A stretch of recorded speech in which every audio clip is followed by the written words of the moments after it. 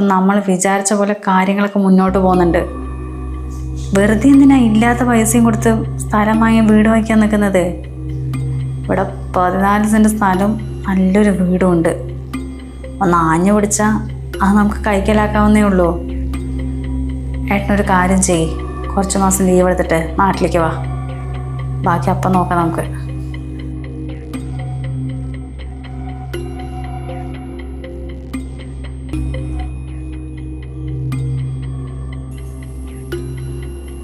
എന്താ അമ്മ ആലോചിച്ചിരിക്കണത്? ഒന്നുമില്ലടി മോളെ, അവൻ എന്ത് ചെയ്യണമെന്നൊന്നും അറിയുന്നില്ലല്ലോ. ഇനിയിപ്പോൾ എവിടെ താമസിക്കണേ എന്താ അമ്മയ്ക്ക് ആലോചിച്ചിട്ട് ഒരു പിടുത്തവും കിട്ടണില്ല. എന്തോ ഒരു സമാധാനക്കേട് പോലെ. അമ്മ ഇവിടെ ഒറ്റയ്ക്കാണ്, സങ്കടപ്പെടേണ്ട ഞാൻ ഇവിടെ വന്നിരിക്കണത്. ഇപ്പോൾ അമ്മയ്ക്ക് ഏത് നേരം ഏട്ടനെ കുറിച്ചുള്ള ആലോചനയാണല്ലേ? അങ്ങനെയല്ലടി മോളെ, എന്താണെങ്കിലും അവനെ പ്രസവിച്ച ഞാനല്ലേ. അപ്പം എന്തോ ഒരു വിഷമം പോലെ. അമ്മയ്ക്ക് ഒരു സമാധാനക്കേടും വേണ്ട. ഏട്ടന് അത്രയ്ക്ക് ഇഷ്ടമാണെങ്കിലേ ഒന്ന് വിളിച്ചു ചോദിക്കില്ലേ? ഇത്രയും നേരമായിട്ട് അമ്മനെ ആരും വിളിച്ചില്ലല്ലോ. വിളിച്ചിട്ടൊന്നുമില്ല. അവർക്ക് വേണമെങ്കിൽ പിന്നെ എന്തിനാ അമ്മ ഇങ്ങനെ ടെൻഷൻ അടിക്കുന്നത്? വെറുതെ ഇങ്ങനെ ആലോചിച്ചിട്ടേ ഉള്ള ആരോഗ്യം കൂടി കളയാൻ നിൽക്കണ്ട. പിന്നെ അമ്മ, എനിക്കൊരു കാര്യം അമ്മയുടെ അടുത്ത് പറയാനുണ്ട്. എന്താ മോളെ? അതല്ലമ്മ, ഇപ്പം ഏട്ടനിവിടുന്ന് ഇറക്കി വിട്ടതല്ലേ. അമ്മൻ്റെ സ്വത്തെന്ന് പറയുമ്പോൾ അത് എനിക്കും ഏട്ടനൊക്കെ അവകാശപ്പെട്ടതല്ലേ. നാളെ മേലെ ഏട്ടൻ എന്തെങ്കിലും ഒരു പ്രശ്നം ഉണ്ടാക്കിയിട്ട് ഇങ്ങോട്ട് വന്നാലോ? അങ്ങനെയൊന്നും ഉണ്ടാവില്ല. ഏട്ടൻ അങ്ങനെ വരില്ല. ഏട്ടൻ്റെ സ്വഭാവം നമുക്കറിയാലോ. പക്ഷേ മരുമോള് അങ്ങനെയാണെന്ന് നമുക്ക് തോന്നുന്നുണ്ടാ? അവളെ എന്തായാലും ഏട്ടനെ പറഞ്ഞ് മനസ്സിലാക്കിയിട്ടും അവകാശം ചോദിച്ച് ഇങ്ങോട്ട് വരും, അത് ഉറപ്പാ. അങ്ങനെയൊന്നും അവർ വരില്ലടി മോളെ. അവൾ വരും അമ്മ, ഉറപ്പായിട്ട് വരും. അന്ന് തന്നെ ഞാൻ പറഞ്ഞതല്ലേ അവളുടെ സ്വഭാവം മാറുന്നത് എപ്പോഴാണെന്ന് അറിയില്ല, അമ്മ ഒന്ന് കരുതിയിരുന്നോ എന്നുള്ളത്. അപ്പം അമ്മ തന്നെയല്ലേ പറഞ്ഞത് അവൾ നല്ലവളാണെന്നൊക്കെ. എന്നിട്ട് അവസാനം നല്ലൊരു പണിയും കിട്ടിയപ്പോൾ അമ്മയ്ക്ക് മനസ്സിലായില്ലേ? അതുപോലെ എന്തായാലും നമ്മൾ കരുതിയിരിക്കുക തന്നെ വേണം. അല്ല അപ്പം നീ എന്താ പറഞ്ഞു വരുന്നത്? അതിപ്പോൾ ഞാൻ പറഞ്ഞു വന്നതേ, അമ്മൻ്റെ പേർക്കാണെങ്കിലല്ലേ സ്വത്ത് മക്കൾക്കൊക്കെ അവകാശമുള്ളൂ. അമ്മ ഒരു കാര്യം ചെയ്യേ, ഈ വീടും പറമ്പൊക്കെ എൻ്റെ പേരിലാക്കിത്താ. അപ്പം പിന്നെ ഏട്ടന് പറയാനുള്ള വോയിസ് ഒന്നും ഉണ്ടാവില്ലല്ലോ. അതൊന്നും ശരിയാവില്ലടി മോളെ. എന്തിനപ്പോൾ വെറുതെ ഇതൊക്കെ എഴുതാൻ നിൽക്കണത്? അവർ അങ്ങനെ വരുമൊന്നുമില്ല. അവൾക്ക് കാഞ്ഞ ബുദ്ധിയാ അമ്മ. ഇന്നല്ലെങ്കിൽ നാളെ എന്തായാലും അവകാശം ചോദിച്ചിട്ട് വരും. അന്നേരം ഒരു പ്രശ്നം വരണ്ടല്ലോ പറഞ്ഞിട്ടാ ഞാനിങ്ങനെയൊക്കെ പറഞ്ഞത്. ഇത് ഞാനും കൂടി വിചാരിച്ച കാര്യമല്ല. എൻ്റെ ഫ്രണ്ട് വിളിച്ചപ്പോൾ ഞാൻ ഇവിടുത്തെ കാര്യങ്ങളൊക്കെ സൂചിപ്പിച്ചായിരുന്നേ. അപ്പോൾ അവൾ തന്നെയാണ് ഈ ഒരു ഐഡിയ എനിക്ക് തന്നത്. അവളുടെ വക്കീല.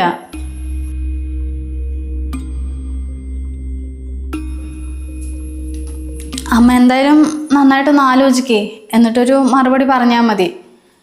എന്തായാലും അവർക്ക് സ്വത്ത് മുഴുവൻ പോകുന്നതിനേക്കാളും നല്ലത് എത്രയും പെട്ടെന്ന് നമ്മുടെ പേർക്ക് ആക്കുന്നതല്ലേ. അല്ല, അമ്മയ്ക്ക് തന്നെ വിശ്വാസം ഉണ്ടെങ്കിൽ ആക്കിയാൽ മതി കേട്ടോ. എന്തായാലും അതുപോലെയൊന്നും ഞാൻ അമ്മയുടെ അടുത്ത് കാണിക്കില്ല. അമ്മ ആലോചിക്കേ.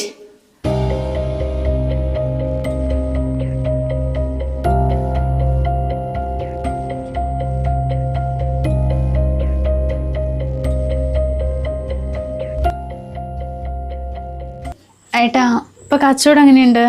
ഇപ്പൊ കുഴപ്പമില്ല, അത്യാവശ്യം സെക്കൻഡ്സ് ഒക്കെ നന്നായിട്ട് പോകുന്നുണ്ട്. എന്തായാലും അവർ രണ്ടാളിനെയും കൂലിയൊക്കെ മാറ്റി വെച്ചിട്ട് ഒരു 1000-1500 റുപ്യ മാറ്റി വയ്ക്കാൻ പറ്റുന്നുണ്ട്. പിന്നെ ഏട്ടാ, അമ്മ വിളിച്ചോ? ഇങ്ങോട്ട് വിളിച്ചിട്ടൊന്നുമില്ല. അങ്ങോട്ട് വിളിക്കുമ്പോൾ തീരെ കിട്ടുന്നില്ല. റിങ് ചെയ്യാൻ പെട്ടെന്ന് കേട്ടോ, എന്നിട്ട് ബിസി പറയാം. എനിക്കൊന്ന് ബ്ലോക്കാക്കി വെച്ചിട്ടുണ്ടാന്ന് തോന്നുന്നേ. അങ്ങനെയൊന്നും ആയിരിക്കില്ല. ഏട്ടൻ എന്തായാലും നേരിട്ട് അമ്മനൊന്ന് കണ്ടിട്ടേ പൈസ എന്തെങ്കിലും ചെലവിന് കൊടുത്തിട്ടോ. അത് ഞാൻ ആലോചിച്ചിരുന്നായിരുന്നു. ഷോപ്പിൽ പോകുന്നതിന് മുമ്പേ അമ്മയ്ക്ക് പോയിട്ട് പൈസ കുറച്ച് പറ്റുന്ന. കൂടെ ഇരിക്കുന്നതിനേക്കാളും കുറച്ച് അകന്നിരിക്കുമ്പോൾ സ്നേഹം കൂടുമെന്ന് കേട്ടിട്ടുണ്ടേ. അന്നത്തെ ദേഷ്യമൊന്നും അമ്മയ്ക്കിപ്പോൾ ഉണ്ടാവില്ല. ഏട്ടൻ പോയി കണ്ടിട്ട് കയ്യിൽ പൈസ കൊടുത്തിട്ട് വാ, അമ്മയ്ക്ക് എന്തായാലും സന്തോഷമാവും. അല്ല, താഴ്ന്നു പോകുന്നില്ലേ? എനിക്കൊരു 11 മണിക്ക് കയറിയാൽ മതി. ഏട്ടൻ പോകുന്ന സമയത്ത് കുട എടുത്തോട്ടാ. ആ, നല്ല മഴക്കാണ്ടല്ലേ, ഇപ്പൊ തന്നെ മൂടി നിൽക്കുന്നു. അല്ല തനിക്ക് 11 മണിക്ക് പോയാൽ പോരെ? എന്നാൽ നമുക്ക് രണ്ടാം കൂടി പോയാലോ? ഞാനില്ല ഏട്ടാ, കുറെ പണികളൊക്കെ ഉണ്ട്. ഏട്ടൻ എന്തായാലും പോയിട്ടോ, ഞാൻ പിന്നൊരു ദിവസം വരാം. എന്നാൽ ഞാൻ പോയിട്ടാ. അതിനു മുമ്പേ ഇന്ന് ഷാജഹാൻ വിളിക്കട്ടെ, വൈകുന്ന് വിളിച്ചു പറയാലോ. ശരിടാ.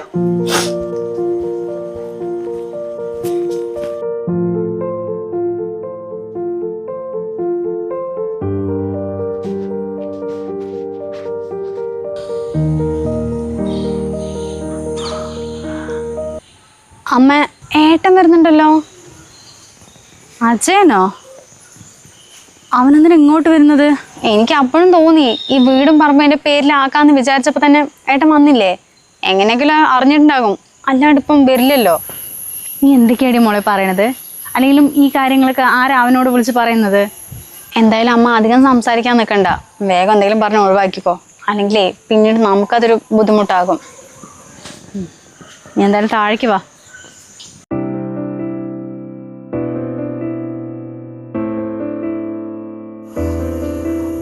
എന്തിനാണോ ഈ മാറിനും കെട്ടിയെന്നു വന്നത്? പേടിയാവുന്നു.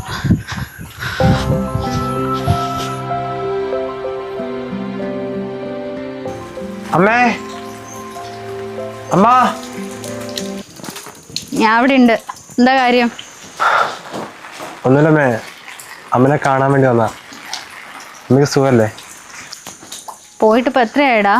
ഒരു ദിവസം പോലും അമ്മ എന്ത് ചെയ്യണോ ഏത് ചെയ്യണോ കൊണ്ട് വിളിക്കാനോ എടുക്കാനൊന്നും നിനക്ക് സമയം കിട്ടിയില്ലല്ലോ. പിന്നെ ഇപ്പം എന്ത് കാണാൻ വേണ്ടി വന്നതാ? ഞാൻ അമ്മനെ ഫോണിലേക്ക് കുറേ തവണ വിളിച്ചു നോക്കി, പക്ഷെ എന്താ കോള് കിട്ടുന്നില്ല. പിന്നെ അമ്മ ഇപ്പം മൊബൈൽ ഷോപ്പിൽ അത്യാവശ്യം കച്ചവടമൊക്കെ വന്നു തുടങ്ങി. അമ്മയ്ക്ക് ചിലവിന് എന്തെങ്കിലും വേണ്ടേ, ഞാൻ തരാൻ വേണ്ടി വന്നതാ. നിങ്ങൾക്ക് നിങ്ങളുടേതായിട്ടുള്ള കുടുംബവും ചിലവും കാര്യങ്ങളൊക്കെ ഉണ്ടല്ലോ, നിങ്ങൾ അത് നടത്തിക്കോ. അല്ലാണ്ട് ഞാൻ എന്ത് ചെയ്യണോ ഏത് ചെയ്യണോ കൊണ്ട് നിങ്ങൾ ആരും ടെൻഷൻ അടിക്കണ്ട.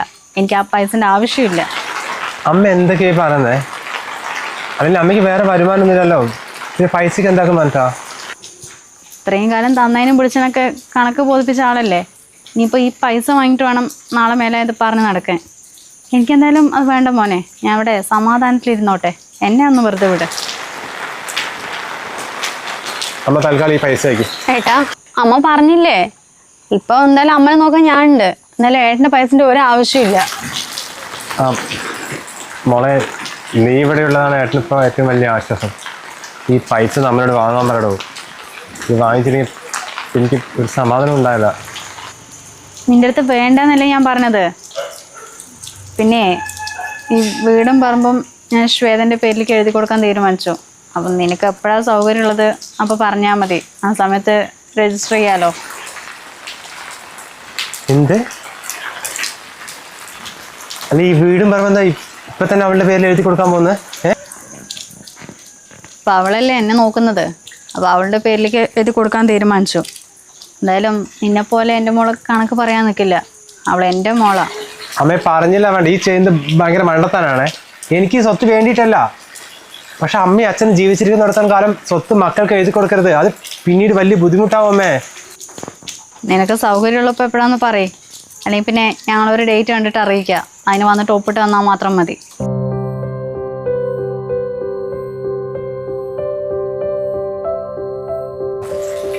അമ്മ ഒന്ന് നിൽക്കമ്മ, ഞാനൊന്ന് പറയട്ടെ. ഇനി വെറുതെ അമ്മനെ വിളിക്കാൻ നിൽക്കണ്ട കേട്ടാ, അമ്മ എല്ലാം പറഞ്ഞിട്ടല്ലേ പോയത്. ഇനിയിപ്പോൾ എന്ത് കാണാൻ നിൽക്കുക, പോയിക്കൂടെ?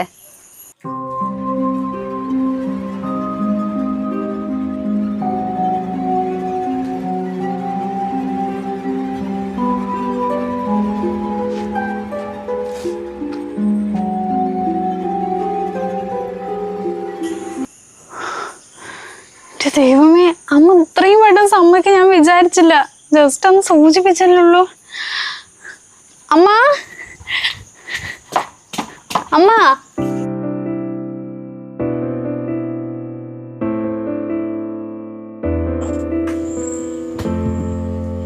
ഇതെന്തേട്ടാ നേരത്തെ വന്നതാ? ഇല്ലടാ, ഞാനൊന്നും പോയില്ല. എന്തേട്ടാ? ഒന്നുമില്ലോ, രാവിലെ വീട്ടിൽ പോയി വന്നതിന് ശേഷമേ പിന്നെ എവിടെയും പോകാനുള്ള മൂഡിലായിരുന്നു. ഞാനെ വിളിച്ച് പറഞ്ഞായിരുന്നു, ഷോപ്പ് അടയ്ക്കാൻ സമയത്ത് വിളിച്ചാൽ പോകാൻ പറഞ്ഞിട്ടേ. എന്തേട്ടാ, സുഖമില്ലേ? നീ പറഞ്ഞ തന്നെയാണ് ശരി. ഇത്രയും കാലം കൂടെ ഇരുന്നിട്ടേ എനിക്ക് അമ്മനെ മനസ്സിലാക്കാൻ കഴിയില്ല. താൻ പറഞ്ഞ പോലെ അമ്മ എല്ലാം കണക്കാക്കിയിട്ട് തന്നെയാണ് നമ്മൾ അവിടെ നിന്ന് പുറത്താക്കിയത്. അല്ല അവിടെ പോയിട്ട് എന്താ ഇത്? ഒന്നും പറയാത്തതാണ് നല്ലത്. ആ വീട് സ്ഥലമൊക്കെ അമ്മ അവളുടെ പേരിൽ എഴുതി കൊടുക്കാൻ നിൽക്കത്രേ. എടാ ഞാനും കൂടി സമ്പാദിച്ചിട്ടല്ലേ. അല്ല എനിക്കത് കിട്ടിയില്ലെങ്കിൽ കുഴപ്പമില്ല. ഈ ഒരു സമയത്ത് അമ്മ എഴുതി കൊടുത്താലേ പിന്നെ അമ്മ പെരുവഴിയിലാകും. അതാണെങ്കിൽ അമ്മയ്ക്ക് പറഞ്ഞാലും മനസ്സിലാവുന്നില്ല. തറവാട് സ്വത്ത് എങ്ങനെയാ അവളുടെ പേർക്ക് മാത്രം എഴുതി കൊടുക്കുക? ഏട്ടൻ കൂടി ഒപ്പിട്ടാലല്ലേ കാര്യങ്ങളൊക്കെ നടക്കുള്ളൂ.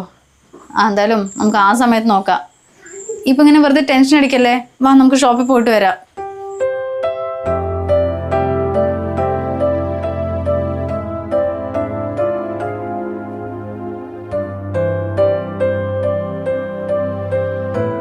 എടോ അവിടുത്തെ കാര്യങ്ങളൊക്കെ എങ്ങനെയുണ്ട്? എന്റെ വിവേകേട്ടാ, അമ്മ അത്ര പെട്ടെന്ന് സമ്മതിക്കുന്നേ ഞാൻ വിചാരിച്ചേ ഇല്ല കേട്ടോ.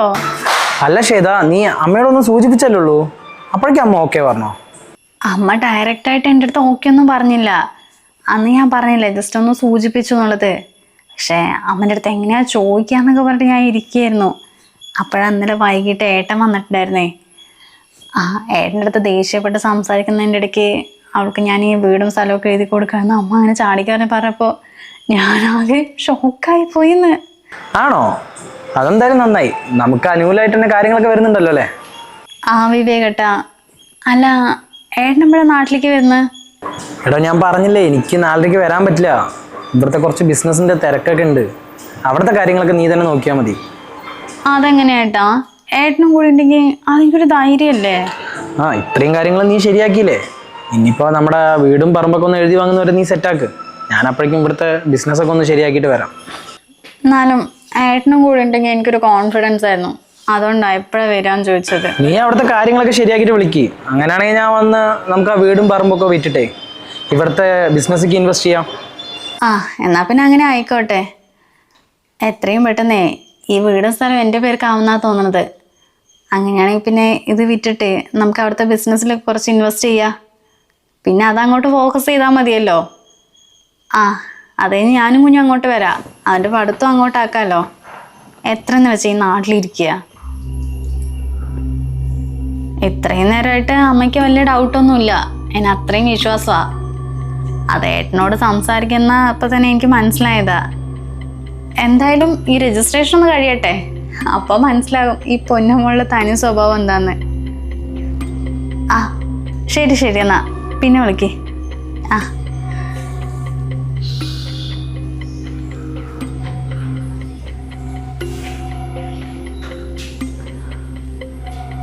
ഇതാണല്ലോ എൻ്റെ മകളുടെ പരിപാടി. എന്നെയും പറ്റിച്ച് സ്വത്ത് മുഴുവൻ കൈക്കലാക്കി അവൾക്ക് വിദേശത്തേക്ക് പോകണം അവളുടെ ഭർത്താവിൻ്റെ കൂടെ. അങ്ങനെ ഞാൻ നിന്നെ സമാധാനം തരടി. എന്നെ ചതിക്കാൻ നോക്കിയതല്ലേ, നിനക്കുള്ള പണി ഞാൻ തരുന്നുണ്ട്.